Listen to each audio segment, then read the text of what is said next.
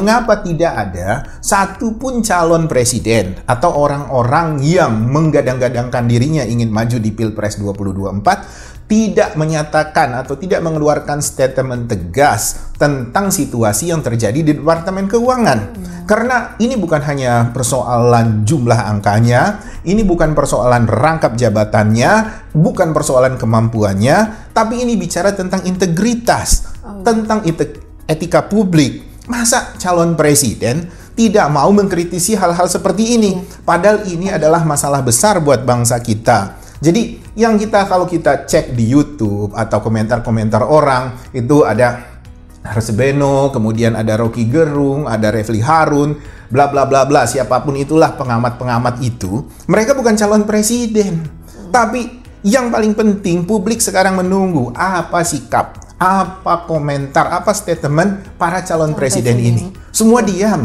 Ada apa gitu? Karena bukan apa-apa. Jangan bicara tentang nasionalisme, bicara tentang komitmen, bicara tentang Indonesia ke depan. Tapi kalau ujung-ujungnya mereka terpilih besok akan melakukan hal yang sama yang terjadi hari ini di Indonesia.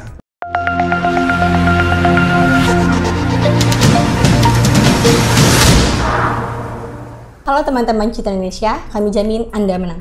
Kembali lagi bersama saya Wina. Pada kali ini kita akan membahas topik mengenai jangan pilih capres yang tidak peduli dengan etika publik. Langsung saja kita tanyakan kepada konsultan kita, kepada Bapak Yanto. Nah Pak, menurut Bapak nih, apa dampak dari skandal korupsi dan merangkap jabatan yang terjadi saat ini di Departemen Keuangan buat bangsa dan negara kita?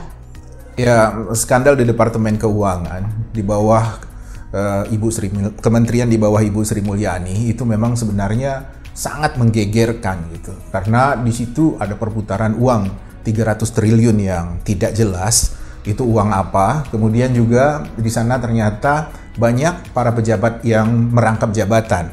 Bahkan Ibu Sri Mulyani sendiri rangkap jabatannya sampai 30 jabatan. Bayangkan kita punya 2 jabatan, 3 jabatan saja sudah jungkir balik. Apalagi 30. Bayangkan kalau misalnya satu hari dia harus menyelesaikan persoalan dalam satu jabatan, artinya 30 hari dalam satu bulan full dia akan berpindah dari satu jabatan yang lain. Artinya bisa kita katakan Departemen Keuangan hanya bisa diurus Ibu Sri Mulyani 1 hari dalam 1 bulan. Atau kalau dia bisa bersiasat, kalau dia luar biasa cerdas, dia punya ilmu terbang, ilmu kungfu, mungkin dalam 1 bulan, paling 3 hari, 4 hari dia akan fokus memperhatikan apa yang terjadi di Departemen Keuangan. Nah, skandal pajak ini ternyata ada yang menyimpan di deposit box puluhan miliar. Kemudian gaya hidup mewah keluarganya, macam-macam. Jadi ini adalah sebuah aib yang luar biasa. Nah, karena jumlah jabatan yang fantastis 30 itu ya, bahkan wakil menteri juga punya jabatan di sejumlah tempat yang kita dengar ada jadi komisaris di BUMN, publik mulai menghitung-hitung penghasilan mereka. Itu memang mereka berkelit dari segi honor, bahwa seluruh jabatan itu tidak berupa gaji, tapi berupa honor, tapi kan tetap aja berpengaruh dari segi income. Itu yang dicemburui oleh publik. Tapi buat kita kalangan profesional, yang kita hitung adalah seberapa mampu mereka menghandle jabatan-jabatan yang double-double seperti itu. Karena setiap organisasi itu membutuhkan penanganan sendiri. Jadi seolah-olah dengan mereka jabatan yang berlapis-lapis, jabatan yang berrangkap-rangkap itu, seperti tidak ada lagi orang di Indonesia ini yang memiliki kapasitas seperti mereka. Padahal kita ini punya 270, 280 juta rakyat Indonesia. Masa tidak ada orang yang mampu menghandle seperti itu? Nah, ada di sosmed tanya sama saya, kira-kira ada nggak yang bisa menggantikan Ibu Sri Mulyani atau menggantikan pejabat-pejabat di perpajakan kita, di Departemen Keuangan? Saya katakan, orang-orang itu banyak. Cuma masalahnya kan, penelitian karir atau mendapat kesempatan memperoleh jabatan di Indonesia itu berdasarkan dengan cara-cara kolusi, cara-cara orang yang harus dekat dengan lingkaran-lingkaran itu.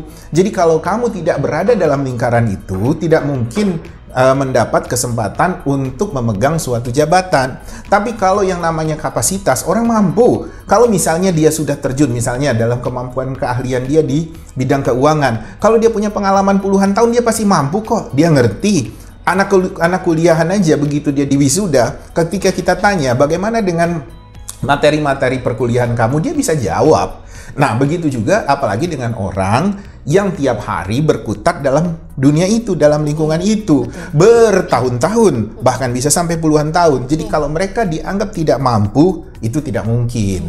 Nah, jadi janganlah kita, bangsa ini terbiasa bahwa kalau sudah ketemu nama seseorang yang si A gitu, kemudian kita mengatakan, oh dia yang hebat, dia yang hebat, dia yang hebat. Enggak, kita ini banyak orang hebat di Indonesia ini. Nah, begitu. Nah, yang paling penting itu, kita menyoroti citra Indonesia. Mengapa tidak ada satupun calon presiden atau orang-orang yang menggadang-gadangkan dirinya ingin maju di Pilpres 2024 tidak menyatakan atau tidak mengeluarkan statement tegas tentang situasi yang terjadi di Departemen Keuangan.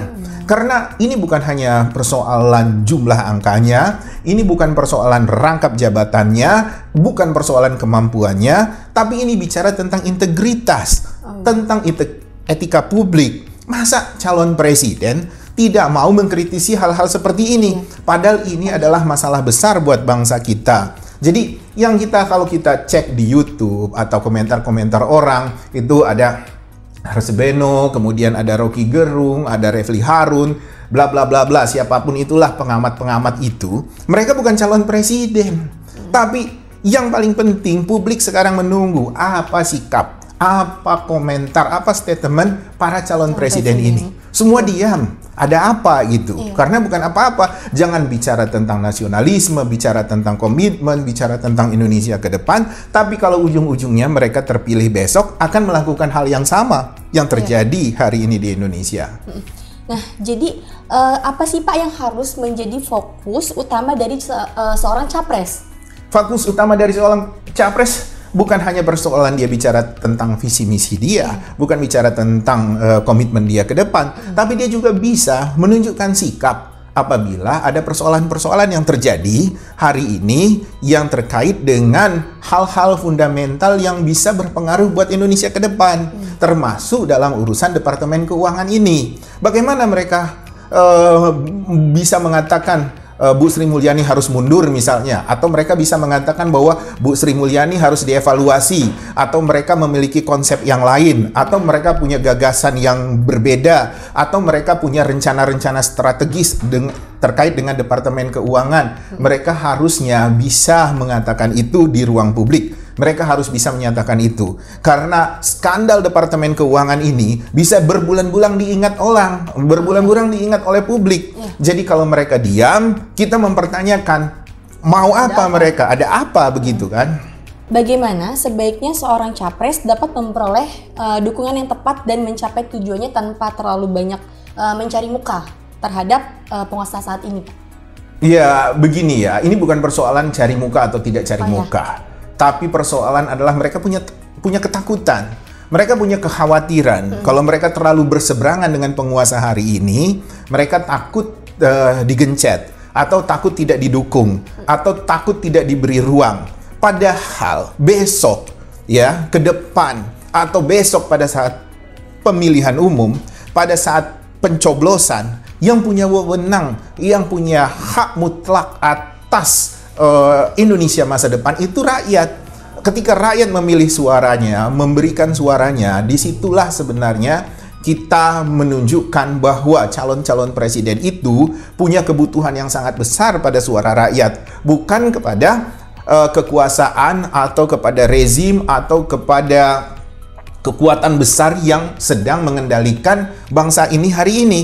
Tapi mereka harus bisa menunjukkan kepada rakyat bahwa mereka punya cara sehingga mereka tidak punya kekhawatiran terhadap kekuasaan. Jadi mereka tidak perlu berbaik-baik sama kekuasaan, karena kekuasaan ini secara alamiah pada waktunya akan berhenti, pada waktunya akan selesai. Jadi kenapa mereka harus khawatir? Jadi kita, citra Indonesia, Wina, kita mengamati betul hal-hal seperti ini. Kita mengamati betul figur-figur mana yang cemen, figur-figur mana yang hanya ingin mendapat karpet merah untuk jadi presiden. itu kita tentang, itu kita lawan. Karena apa? Kita tidak mau besok rakyat kena tipu lagi.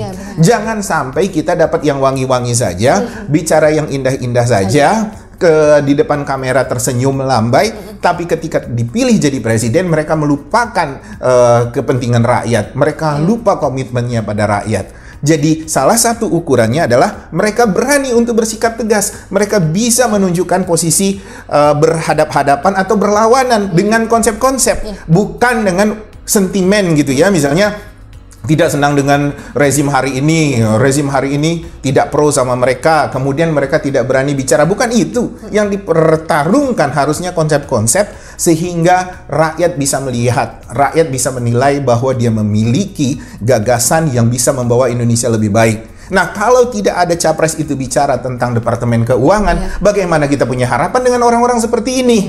Nah, itu yang harusnya bisa ditunjukkan gitu loh.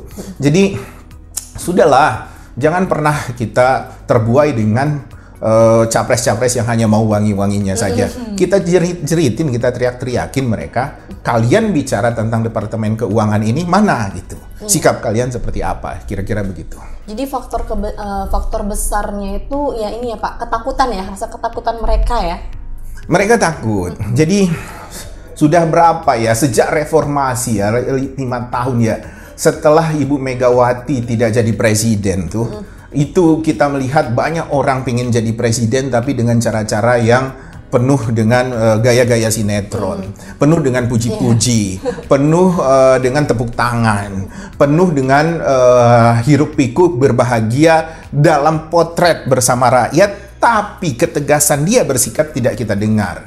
Ketika dia digencet, dia tidak melawan tapi cenderung berzigzag atau cenderung bermanuver dengan cara-cara yang bagi saya bukan berpihak pada rakyat, tapi lebih berpihak pada kepentingan diri dia. Dia lebih memikirkan keselamatan posisi dia sebagai kandidat dalam pencapresan. Itu yang kita sayangkan sampai hari ini itu terjadi seperti itu. Menurut pandangan Bapak nih, untuk saat ini apakah ada capres yang dekat dengan rakyat? Ya, kalau capres yang pura-pura dekat mah banyak. Pura-pura ya? Pura-pura dekat, di frame gitu kan. Jadi ketika dia mau tampil di sosmed, di media, itu dikondisikan dulu tuh. Ya, dikondisikan dulu. Bahkan pengkondisian itu bisa kita lihat itu sangat tampak gitu. Jadi ada orang-orang yang memang sengaja disetting di situ, jadi seolah-olah memang calon presiden ini dekat sama rakyat. Untuk itulah citra Indonesia malah lebih bersimpati dengan calon yang memang tampil biasa-biasa saja, tampil dengan polos-polos saja. Nah, justru calon presiden yang tampil dengan polos ini menunjukkan aslinya dia malah dimaki-maki sama publik itu. Dianggap tidak kompeten, dianggap terlalu elit, dianggap tidak sensitif, macam-macam. Padahal bagi saya, kita harus lebih melihat genuinnya calon presiden. Kalau dia dibungkus, dia dikemas, itu mah udah biasa. Tim pencitraan gampang bikin seperti itu. Nah, pura-pura dekat sama rakyat ini banyak terjadi, tapi kan gampang kita meng-cross-checknya. Ketika ada persoalan seperti Departemen Keuangan ini, apakah mereka berstatement atau tidak? Mereka menunjukkan sikap atau tidak? Nah, di situ ketahuan dia peduli sama rakyat atau tidak. Dan kebanyakan yang ngomongnya santun-santun itu hanya peduli dengan kelompoknya saja. Nah, bayangkan kalau dia jadi presiden, dia akan memberi ruang hanya kepada kelompok-kelompoknya saja. Tapi rakyat harusnya mencatat sejak dulu memang siapapun yang berkuasa di Indonesia ini tidak pernah terbuka terhadap orang-orang yang di luar kelompok mereka. Saya rasa zaman Pak Soeharto lah yang masih agak lumayan, zaman Bung Karno juga lumayan mau membuka ruang-ruang pada kekuatan politik lain, membuka ruang kepada pihak-pihak yang tidak dalam lingkaran mereka. Mereka mencermati siapa yang benar-benar bisa membangun buat bangsa dan negara ini. Tapi setelah reformasi, malah perilaku ini semakin buruk. Ketika si A berkuasa, ya orangnya orang-orang si A aja. Ketika si B berkuasa, orangnya orang-orang si B saja. Di luar itu nggak ada harapan. Memang ini sebenarnya bisa menunjukkan sikap oposisi yang baik. Jadi misalnya kalau A sedang berkuasa, si B menjadi oposisi. Tapi si B sendiri nggak terlalu berani. Kadang tanggung kritiknya gitu. Kadang ya kita tahu lah dia takut ketika ada orang yang lebih berkuasa sama dia. Harusnya Kalau sudah jadi calon presiden, segala risiko diterima loh. Kamu kan pengen jadi presiden. Ketika jadi presiden kan wangi semua itu, surga semua itu rasanya. Jadi ketika berjuang berdarah-darah ya lakukan. Masa nggak mau berdarah-darah tapi pengen dapat hal yang lebih seperti itu gitu. Jadi yang pura-pura dekat rakyat itu banyak, Wina, dan kita jangan sampai ketipu seperti itu. Dan pasti kelihatan ya Pak, yang memang pura-pura dengan rakyat. Kalau Citra Indonesia bisa melihatnya, tapi rakyat secara umum belum tentu. Karena sampai hari ini kecenderungan kita itu lebih mau memuji daripada mengkritisi. Nah, padahal kelemahan-kelemahan Capres itu banyak sekali. Skandal Departemen Keuangan, kalau calon presiden itu tidak menunjukkan sikap yang jelas, saya rasa rakyat harus menggugat. Rakyat harus meminta statement mereka atas apa yang terjadi dalam Departemen Keuangan. Kalau dibilangin untung atau tidak untung mereka bersikap pura-pura atau tidak mau berkomentar, ya tergantung dengan daya kritis masyarakat. Saya rasa seperti sampai hari ini saja sudah hampir 3 mingguan tuh. Kawan-kawan yang mengkritisi skandal Departemen Keuangan masih terus teriak-teriak di sosmed. Bahkan beberapa hari lalu ada yang sampai turun ke jalan. Jadi mudah-mudahan rakyat menyadari bahwa uang 300 triliun itu tidak kecil. Kemudian bagaimana menjawab atas skandal 300 triliun itu juga harus jelas. Kemudian juga rangkap jabatan sampai 30 jabatan itu sesuatu yang memalukan dan menyakiti keadilan publik gitu. Kemudian juga dari segi uang puluhan miliar ada di deposit box di sebuah bank, itu juga harus diinvestigasi dan harus ada akuntabilitas dari itu semua. Jadi jangan seketika pejabatnya diganti seolah-olah persoalan itu selesai. Ketika pejabatnya diganti, seolah-olah keputusan tegas sudah dilakukan. Tidak. Keputusan tegas itu dilakukan bukan sekedar mengganti jabatan, mengganti pejabatnya, tapi keputusan tegas itu adalah dia diproses oleh penegak hukum. Kenapa saya bilang skandal di Departemen Keuangan ini emergensi? Karena di situ tempat bagaimana kita berharap negara mendapat penghasilan. Mengelola keuangan negara di situ. Pajak itu kan sumber penghasilan kita, agar penghasilan itu dikelola dan distribusikan untuk kepentingan dan kesejahteraan rakyat. Nah, kalau jantungnya saja bermasalah, bagaimana kita berharap pendidikan kita lebih baik, bagaimana tingkat kesejahteraan kita bisa baik, bagaimana lapangan kerja bisa berkembang lebih bagus, dan lain sebagainya, dan lain sebagainya. Tapi ketika ini tidak direspon oleh seorang calon presiden, Citra Indonesia kecewa betul gitu, bahwa mereka harusnya bersikap ketika mengetahui hal-hal semacam ini.